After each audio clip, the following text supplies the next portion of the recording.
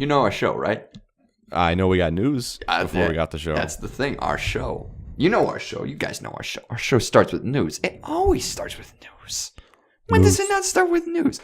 So, Mauro Ranallo and JBL. This is actually getting to be a big news story. And I don't know if you've been paying attention. But there is some big outlets that have been talking about this. And it's not looking good for JBL. Although, yeah, I don't. For what he's done, I don't care what it looks like for him, as long as if everything reported is true, which you can delve into. Well, that. The stuff about Mauro Ranallo, it is true basically because you can all the evidence is there because it's I don't know if you saw this because he deleted the tweet, but it's somebody was talking about the snowstorm or whatever, which. I think his depressive episodes Mauro Ranallo's supposed depressive episodes started around that time, and he just used the excuse of, or they used the excuse on TV that the snow was bad, and that's why he didn't show up.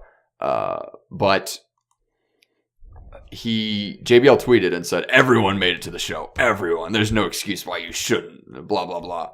And then he deleted that tweet, and then bring it to the table stuff where he mocked Mauro for talking about his Wrestling Observer Award for Announcer of the Year or Commentator of the Year. And then Dave Meltzer going on Twitter and being like, pretty much calling out Jonathan Coachman of ESPN SportsCenter for not reporting on the story, even though he does WWE news. And as a result, he canceled his show. He says that he was going to cancel it anyway, soon, because he's got other stuff to work on. But it's kind of weird that he would cancel it right in the middle of a talk with Dave Meltzer about this. Also, don't you find it kind of weird that he didn't report on it? Do you think Vince McMahon's sort of in his pocket yo, don't report on this because it'll make us look bad? Do you think that was a part of it? I don't know. You think about why he quit the show or why he canceled the show. Is he canceling the show because JBL is not fired? Is he canceling the show because how Mauro was treated? I don't know. I wouldn't even say I know or we know enough about it to say so. But yeah. All he said though is their show doesn't report on rumors. And Dave Meltzer's like, "Yo, he's been gone for a month. It's not a rumor that the announcer's gone, you know." Yeah, that's a good point. I'll be honest. I didn't notice he was gone because I don't pay that much attention. Yeah, I pay attention, but when I'm watching, I pay attention what's happening, not as much as oh, this announcer's here, this announcer's here. When there's 4 announcers, it's hard to even pay attention to who's there anyways. So you're just oh, those are the SmackDown crew, whatever. Then you're wait a minute, I'm not hearing Mamma Mia. To be honest, I didn't really notice he was there, but I do think it sucks because whenever I was watching Cruiserweight Classic, for example, it's hard to notice him not there because he brought a lot of energy to that. But SmackDown has so many commentators that it really is hard to notice. They have, I think, 4. They had 4. Yeah, 4 is way too much. I think a 2-man crew is the way to go. Both guys get time. You have a face. You have a heel. That's the dynamic. And since I'm so used to Jerry the King and JR, the classic that you can think of, I don't know. I think that's really how you should go. Yeah. I like Tom Phillips though. I do like Tom Phillips. He's good. Yeah, I know, but he's another one of those personal life guys where it's ooh, come on. Mamma mia. Oh no, I'm saying oh, by the way, I need to put my pop filter on. Oh, he's got to put his pop filter on. I have it with me. He does. Make sure you mute the mic before you put it. Make sure you don't tear it.